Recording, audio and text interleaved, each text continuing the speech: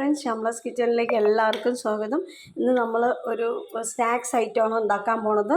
അപ്പോൾ അതിനാവശ്യമായിട്ടുള്ള സാധനങ്ങൾ എന്താണെന്നൊക്കെ, ഒരു കപ്പ് അവൽ, കുറച്ച് നിലക്കടല, കുറച്ച് കാഷ്നട്ട്, കുറച്ച് എന്താ പറയുക, ഇത് കുറച്ച് പൊട്ടുക്കടലയും കുറച്ച് നിലക്കടലയും കുറച്ച് കാഷ്നട്ടും അവൽ, പിന്നെ ഇനി ആവശ്യമുള്ളത് മഞ്ഞൾപ്പൊടി, മുളക് പൊടി, ലേശം ചാട്ട് മസാലയുടെ പൊടി, ഇതൊക്കെയാണ് കേട്ടോ. അപ്പോൾ നമുക്ക് ഇതുകൊണ്ട് എങ്ങനെയാണ് ക്രിസ്പി ആയിട്ടുള്ള മിച്ചർ ഉണ്ടാക്കാൻ നോക്കാം.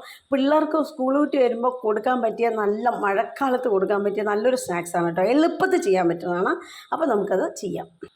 ഇതാട്ടോ, ഒരു ചീനച്ചട്ടി അടുപ്പത്ത് വെച്ചിട്ടുണ്ട്. എണ്ണ നന്നായി ചൂടായിട്ടുണ്ട്. ഇനി നമുക്ക് കുറേശ്ശെ അവൽ വറുത്തെടുക്കാം.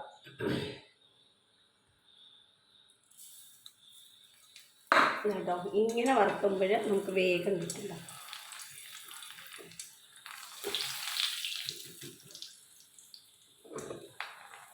മീഡിയം ഫ്ലെയിമിൽ വെച്ചിട്ട് ഇങ്ങനെ വറുത്തെടുക്കാം കേട്ടോ. കുറേശ്ശെ ഇട്ടിട്ടേ കേട്ടോ, നല്ലോണം മൊരിഞ്ഞ് വരുന്നുണ്ട്. അപ്പോൾ അത് ഡയറക്റ്റായിട്ട് വേണ്ട, ഇങ്ങനെ ചെയ്താൽ നല്ല രസമായിട്ട് വറന്ന് കണ്ടോ, നല്ല ടേസ്റ്റി ആയിട്ട് വരും കേട്ടോ. ഇനി അങ്ങനെയല്ല വെച്ചാൽ ഇങ്ങനെയും വറുത്തെടുക്കാം കേട്ടോ. ഇത് വേഗം എടുക്കണം. ഇതുണ്ടോ, ഇങ്ങനെ ഉണച്ചിട്ട് നമുക്ക് വറുത്തെടുക്കാം. അധികം കരിയാണ്ട് വറുത്തെടുക്കണം. അങ്ങനെ ചെയ്യാൻ പറ്റാത്തവർ ഇങ്ങനെ ചെയ്താൽ മതി കേട്ടോ. ഇനി ഇതിൽ തന്നെ കുറേശ്ശെ നമുക്ക് പൊട്ടിക്കടലിട്ട് വറുത്തെടുക്കാം കേട്ടോ. ഇതാ, എണ്ണ മീഡിയം ഫ്ലെയിമിൽ ചൂടാക്കാൻ വയ്ക്കുക. എന്നിട്ട് ഇങ്ങനെ തന്നെ വറുത്തെടുക്കാം. കണ്ടോ,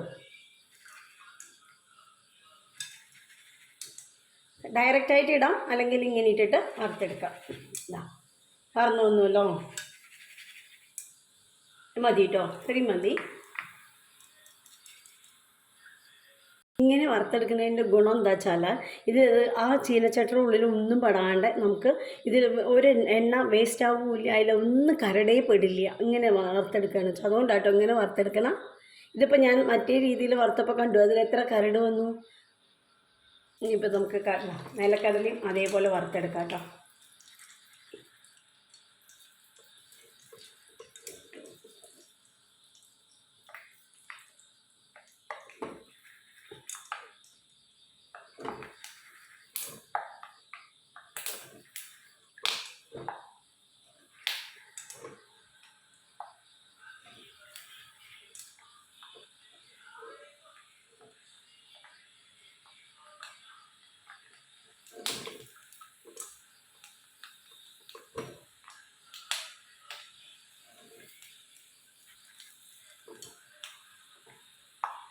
ഇതാട്ടോ, അപ്പോൾ നമ്മുടെ നിലക്കടലിലേക്ക് വറുത്തെടുത്ത് കഴിഞ്ഞു.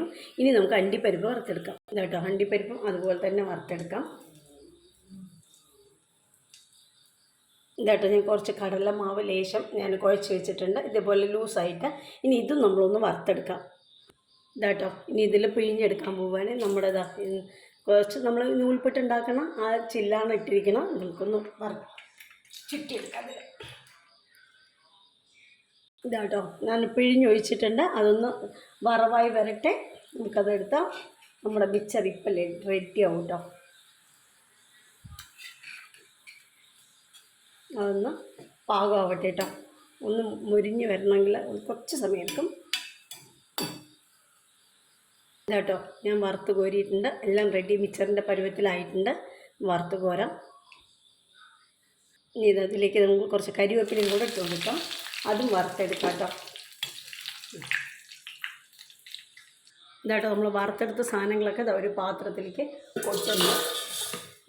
ഇനി എല്ലാം കൂടെ നമ്മൾ മിക്സ് ചെയ്യാൻ പോവുകയാണ് കേട്ടോ. ആവശ്യത്തിന് ഉപ്പിടണം.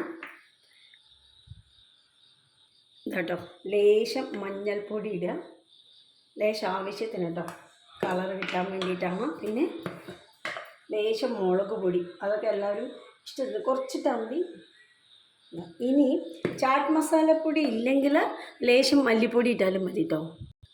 ഇതാട്ടോ, ഞാൻ എല്ലാം കൂടെ മിക്സ് ചെയ്തിട്ടുണ്ട്.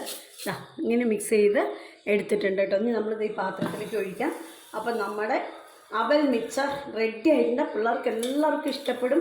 പിള്ളേർക്ക് മാത്രമല്ല എല്ലാവർക്കും കാപ്പിടൊപ്പം ചായയോടൊപ്പം കഴിക്കാനൊക്കെ അസ്സലായിരിക്കും കേട്ടോ ഈ മിക്സർ. അപ്പോൾ എല്ലാവരും ഉണ്ടാക്കി നോക്കണം. നല്ല ഒരു ഈ സമയത്ത് മഴക്കാലത്ത് ഏറ്റവും എളുപ്പത്തിലും ചെയ്യാവുന്നതും ക്രിസ്പി ആയിട്ട് നല്ല ടേസ്റ്റി ആയിട്ട് കഴിക്കാവുന്നതുമായിട്ടുള്ള ഒരു വിഭവം തന്നെയാണ് നമ്മുടെ ഈ മിക്സർ.